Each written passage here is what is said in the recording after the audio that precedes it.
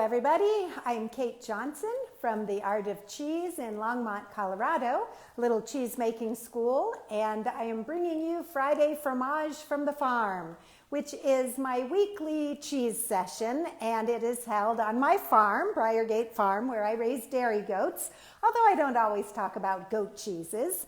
But this week, I am going to be doing a demonstration of a particular cheese. And if you've been following me on social media at all this week, you know that I'm trying to get the attention of a little Miss Rachael Ray, or somebody like her. I've been trying for the past year to get a little national publicity about my cheesemaking school, because we've been offering all kinds of virtual classes, and we would really love to serve a much wider audience, although we do have students from about 15 different countries right now, which is great. But there's always room for growth when you're doing it virtually. So I decided that I would put on a little cheesemaking demonstration as if I was on the Rachael Ray Show, or on Good Morning America, or on the Today Show, or on the Food Network. You know, I really do think the world needs a cheesemaking cooking show, because I don't think there is any such thing. And if you've been following me for the last few years, you know that I make a lot of homemade cheese. So today, if you were looking at my social media earlier today, you know that I posted a little sneak peek video, and I said, do you have any idea what cheese I'm making here? A lot of you did know, because a lot of you are my students and you've made this cheese. Or if you're just a home cheesemaker, this is the one most people have started with. But what I decided was that I might start doing these demos on a regular basis on Friday Fromage from the Farm. And so I thought I would start at the very beginning, the very easiest cheese. And that really is whole milk ricotta. Now, it's not a real true ricotta, because real ricotta, well, the word ricotta, means recooked. And normally that would refer to recooking the whey, that's the liquid part, the byproduct of cheese making, after you've made some other cheese. But most of us home cheesemakers prefer to make whole milk ricotta simply because it's a lot easier. If you're just starting with whole milk, you get a lot more cheese, and you don't have to have made some other cheese to start with.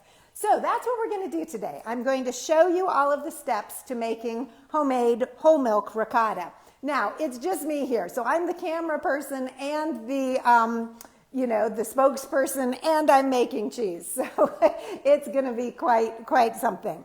All right, so I'm hoping not to overdo my milk here, but I'm going to turn things around here and show you what I'm doing. All right, so let me put this little thing on so I can be hands-free here. So this is my classroom, by the way. This is our cheesemaking classroom, and right out down the way there are the dairy goats. But we are not going to make a goat cheese today, although you certainly could make this with goat milk.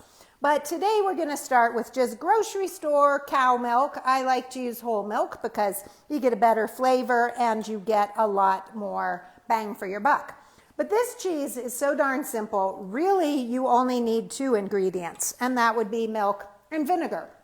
Although some people do this with milk and citric acid, other people do it with milk and lemon juice. All of those are essentially going to turn out fairly similarly, because whole milk ricotta is just what we call a direct acidification cheese. And that just means that we heat up milk and we add some kind of an acid, and the milk curdles. And then we have what we call whole milk ricotta. Now, I do have 2 more optional ingredients here, because I like to add these 2 because I think it makes it a little bit better. But if you didn't have those, you wouldn't have to. Now, here's my little pot of milk. You could do this recipe with a whole gallon, a half a gallon. I'm just going to do it with a quart, because I'm going to do this twice in a row. And so I don't need that much ricotta for just me and my husband. Now, as far as equipment, you can see that I've just got a nice pot here with a thermometer. And then the only other thing you might not have is a piece of cheesecloth, which really you wouldn't have to have. I find it helpful. And then you're going to need some kind of serrated spoon. I like these kind of skimmer spoons, but I bet everything else you've got in your home kitchen already. So The key here is that when you heat up the milk, because you're going to get it very, very hot, you do want to keep stirring while you're heating. And in fact, you can see up on the sides of this pot where my milk actually got a little too hot while I was setting up, and it kind of started to expand, which is what milk does when it gets really hot. All right, so now we're going to just pretend like we're on Rachael Ray or the Food Network or something, and I'm going to do this little demonstration. All right, so I'm going to kind of start from the beginning. I've set you all up, but here we go. All right, this is going to be whole milk ricotta, which is really the simplest cheese ever. We're going to take this milk, we're going to acidify it, we're going to get curds, and that's going to be our cheese. It's super fast. The longest part of this is just heating up the milk. So our ingredients are milk, vinegar, and optionally baking soda and butter. And all we have to do is get this milk good and hot, stirring continuously because we don't want it to boil over and we don't want it to burn. By the way, you should have a heavy pot for this that has a good double clad bottom or something like that. You see how this is a little extra heavy down there so that we don't accidentally burn our milk. All right, so this recipe calls for a gallon of milk with a 1/4 cup of vinegar. You could use lemon juice, you could use citric acid, although your amounts might vary a little bit for those. But since I'm only doing a quart of milk, I'm going to use a tablespoon of vinegar, at least to start with. Now, I might add more vinegar later on if I need to, and you'll know if you need to. I'll show you how. All right, so I think my thermometer is not quite doing its job because I'm starting to get a little bit of a boil here, but we'll go ahead and put this in. The general rule of thumb is 185 degrees. We're going to put that vinegar in, we're going to keep stirring, and we're just going to watch here. And pretty soon we should see some curds develop. If we don't see them right away, that's okay. Just keep stirring gently, continuing to heat, and watch for those curds. Give it a few minutes. If you don't get them right away, you can always add a little more vinegar, but don't do it first thing because you don't want to over acidify these. And usually it's pretty dramatic. Suddenly you'll notice that there are curds that there weren't there before. How do we know? Well, right now the milk looks kind of white and milky, but when those curds start to develop, we're going to have milk that looks kind of murky and a little yellowy. It's going to look like whey. So if we don't see that by the time we're up, and like I said, my thermometer, I'm not sure is fully immersed in the milk here, so I'm not sure it's doing a very accurate temperature reading. And in fact, if you don't have a thermometer, just look at your milk and see what it's doing. If it's boiling, it's over 200 degrees. All right, now, do you see all of a sudden, well, there's a lot of steam there. All of a sudden, that milk starts looking a little more yellow, and it's starting to look a little more clear, and voila, we have curds. Look at that, curds and whey. Little Miss Muffet would be so proud. All right, when I get those curds and whey, I'm going to take this off the heat, and I'm going to scoop these curds out into my waiting colander with a little cheesecloth. This cheesecloth is called butter muslin. See, look at all those pretty curds. All right, we're just going to scoop those right out into our waiting butter muslin, and we're going to let them drain a little bit. There's a bowl under this so that I don't have whey all over my kitchen counter. And I could put this back on, heat it up a little more, add a little more vinegar, and I'll probably get just a tad bit more ricotta or cheese. All right, and there we go. How quick and simple was that? Now, I did say there were a couple extra optional ingredients. We could just stop here and call it good. Or we could take this nice ricotta, and this is why I like the cheesecloth. It allows me to pick it up and let it drain just a little bit.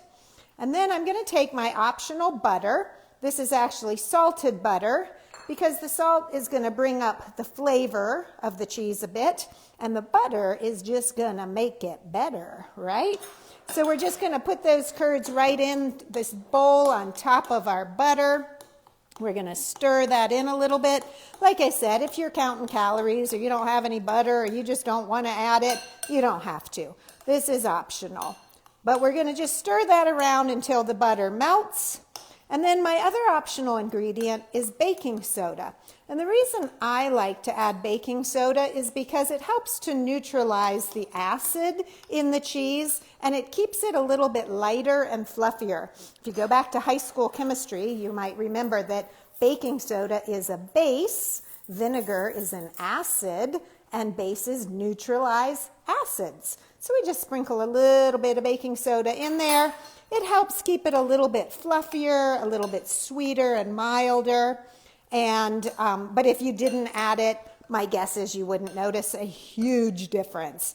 I just like to add it because it's a nice little chemistry lesson. And voila, you are done. Now, this is delicious ricotta that you could put in your lasagna, or you could just take a nice piece of crusty bread like this, and you could put some of this nice warm ricotta right on top there. Take some of this delicious honey. This is from my friend's beehives. And there we go, a delicious little snack. I also sometimes like to put ricotta on bread or in pasta and then put some herbs on it. So here's some delicious little herb salt my friend Gail makes at Gail's Salts. I always like to give her a little plug because this is the best stuff ever. And you could sprinkle a little herbs on top of that. Another delicious thing. Or you could make a filling for your stuffed shells or what have you. So that is it. How simple is that? All right, I'm going to come back to me and chat with you for a minute. So that is my simple homemade ricotta recipe. Will you ever buy ricotta again? Because that is so easy, right? And quick. And really, it is probably the quickest, easiest cheese out there. Not all cheeses go quite that fast. And so doing demonstrations of other cheeses means I have to have it at different stages. But I know how to do that. So if you know Rachael Ray, or if you know anybody at the Food Network or the Discovery Channel, or if you know the Pioneer Woman, anybody, I would love to teach the world to make cheese on a cooking show or on some kind of national scene. So let me know and we'll see if we can get it to them. All right, well, in the meantime, let me tell you what's coming up. So this weekend, if you happen to be watching this live, we have 2 classes coming up. We're going to be teaching Appenzeller, which is not a beginner cheese, but very doable on the home scale. That's tomorrow. And then on Sunday, we're teaching 2 blues. So I'm teaching 2 different blue cheeses, a very simple blue goat cheese, and then a little more complex, but still pretty easy, French blue cheese. All right, so that's what's coming up this weekend. And then next week, we are going to have some new additions on the farm. It's kidding season, and my first dairy goat, Miss Salsa, is up next week. And she came early last year, so she might even have had her kids by next week's Friday Fromage from the farm. So we'll go visit with the goats as soon as they get here, I promise. All right, well, thank you everybody so much for watching. And if you missed it and you want to watch it live again, just hop over to my Instagram channel because I'm getting ready to do it again there. And then this will be posted to YouTube, so you might be watching me there later this week. All right. Well, thanks again for watching, and come see us at theartofcheese.com to learn all about home cheese making. All right. Bye-bye.